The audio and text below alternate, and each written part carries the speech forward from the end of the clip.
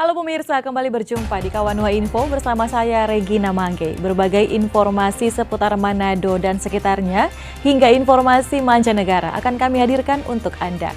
Kita ikuti informasi pertama, pemirsa memasuki tahun ajaran baru, seragam sekolah laris manis diburu para orang tua siswa. Kawasan pusat kota Pasar 45 dipadati pengunjung yang didominasi oleh ibu-ibu orang tua siswa yang berburu kebutuhan anak untuk masuk sekolah. Seragam sekolah dari SD hingga SMA menjadi barang yang paling dicari, termasuk seragam pramuka dengan segala atributnya. Para orang tua rela berdesakan demi mendapatkan kebutuhan seragam anak yang dicari, tentunya dengan harga yang terjangkau.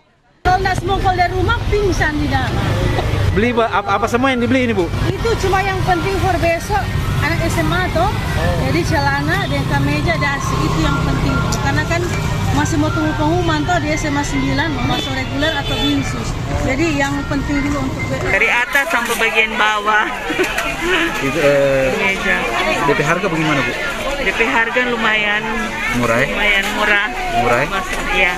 Cuma untuk keberadaan situasi pembelajaran kurang memadai. Iya, Kang. Mungkin karena di sini murah dengan kualitasnya barang bagus.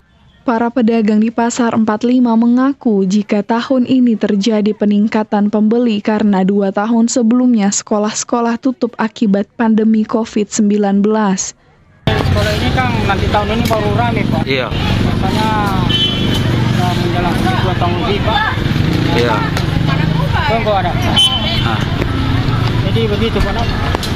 Adapun seragam sekolah yang dijual dengan harga bervariasi, mulai dari Rp45.000 hingga Rp100.000 per item tergantung dari ukuran dan bahan seragam, dan tentunya dengan harga yang masih bisa ditawar lagi jika terjadi pembelian dalam jumlah yang banyak.